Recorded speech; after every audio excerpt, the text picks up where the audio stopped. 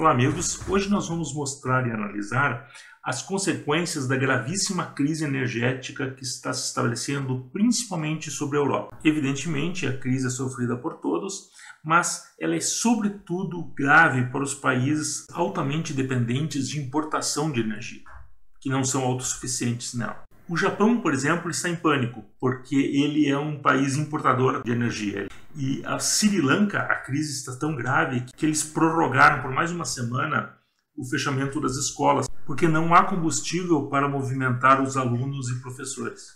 O caso da Europa é particularmente grave porque é um continente com uma base industrial muito importante, muito significativa. E para essa base industrial, o problema energético pode ser fatal. Para aqueles que ainda não nos conhecem, o objetivo desse canal é trazer a informação que vocês dificilmente encontram nas outras fontes, como por exemplo no conflito da Ucrânia, que nós estamos acompanhando diariamente. Então, se vocês quiserem se manter sempre atualizados sobre o outro lado da notícia, considerem se inscrever no nosso canal.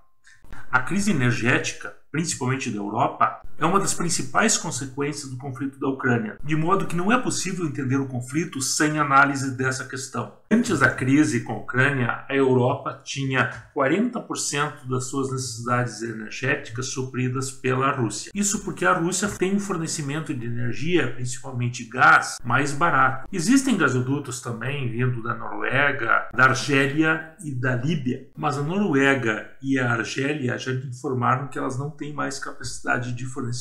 E a Líbia está em guerra civil, então o fornecimento de energia a partir da Líbia é muito incerto. Até porque na Líbia o Ocidente também está em conflito com uma outra parte apoiada pela Rússia, que a princípio também está ganhando a guerra lá. A grande rede de tubulação de gás, pela qual a Rússia fornece o gás para a Europa, é constituída por vários gasodutos que trazem esse gás da Rússia para a Europa. Ocorre que esses gasodutos foram criados para trazer o gás do leste para o oeste, ou seja, da Rússia até o oeste e sul da Europa. Uma das características é que o diâmetro da tubulação no início do gasoduto ele é maior e vai diminuindo à medida que ele passa para os países, quando esses países vão retirando o seu consumo e ele vai se desdobrando. Então é uma tubulação que ela diminui o diâmetro no sentido oeste e sul. A alternativa que a Europa está procurando agora é o fornecimento de gás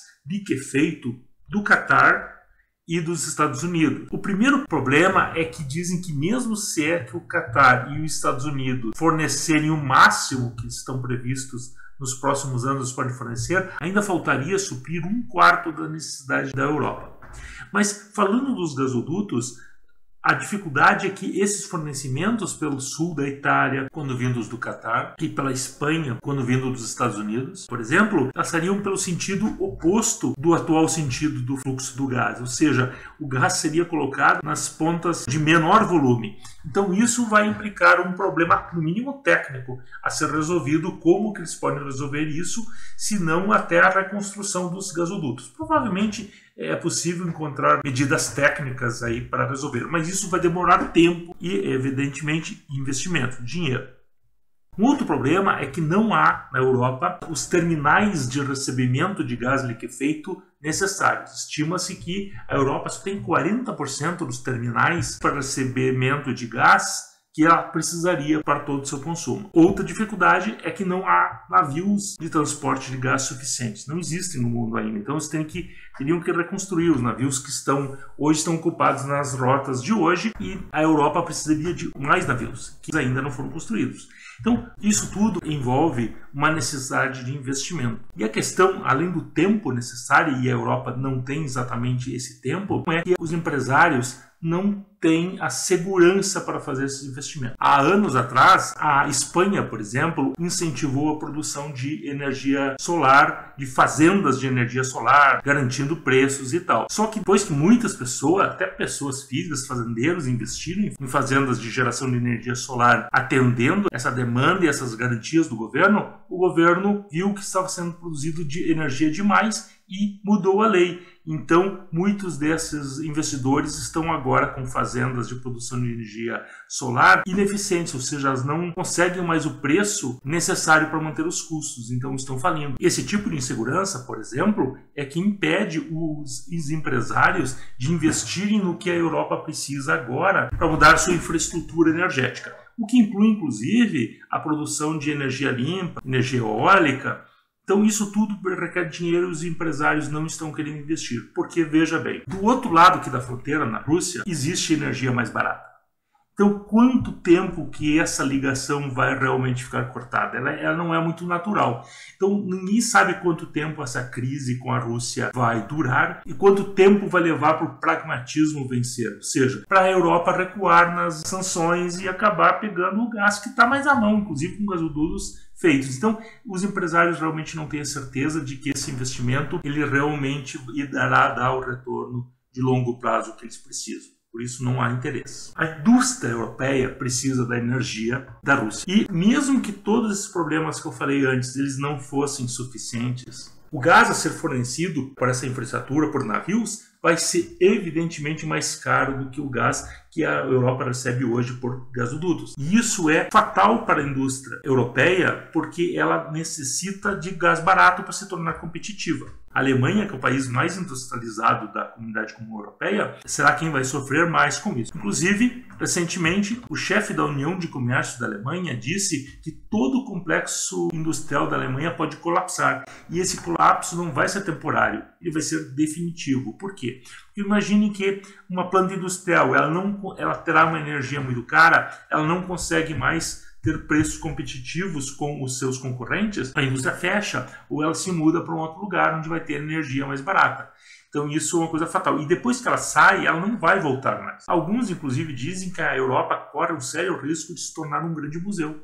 Ou seja, um lugar bom para ir lá visitar, ver construções antigas, históricas e tudo mais, mas vai perder a sua base industrial. E se o aumento do preço do gás para a indústria não fosse ruim o suficiente, a Rússia está agora focada em transferir os seus gasodutos para a Índia e China, que estão se tornando os maiores compradores de petróleo e gás da Rússia. Ou seja, a indústria alemã não só vai ter gás e petróleo mais caro, mas os seus concorrentes Índia e China vão ter ele mais barato, porque inclusive por causa das sanções a Rússia está vendendo para a Índia e China mais barato do que o preço do mercado internacional. A Rússia tem que dar um desconto. As indústrias petrolíferas estão tendo lucros históricos porque o petróleo no mercado internacional ficou mais caro. Com isso começam a aparecer greves dos petroleiros, dos operários dessas indústrias por causa da inflação, porque o aumento de combustível também dá inflação, e por causa do aumento dos lucros das empresas, eles querem um aumento de salário. Então já está começando a haver um início de greves na Noruega, que já reduziu 15% do petróleo e gás norueguês. Então esse fenômeno também pode piorar a situação.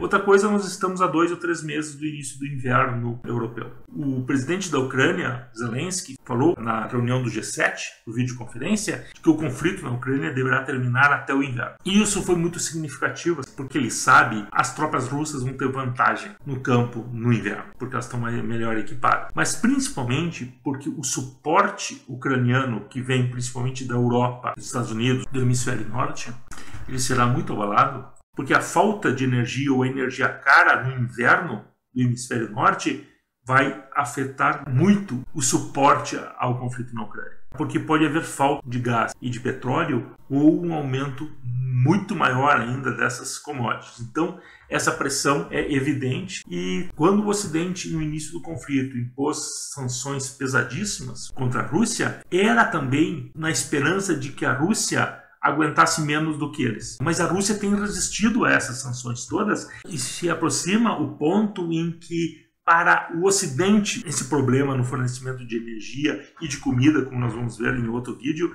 ele se torna insuportável. Então, esses são eventos essenciais para nós entendermos o conflito na Ucrânia. Agradeço novamente para todos que nos acompanharam até aqui e os que quiserem se manter sempre atualizados do conflito na Ucrânia e de outras notícias que não são encontradas na mídia tradicional, considerem se inscrever no nosso canal. Um grande abraço a todos.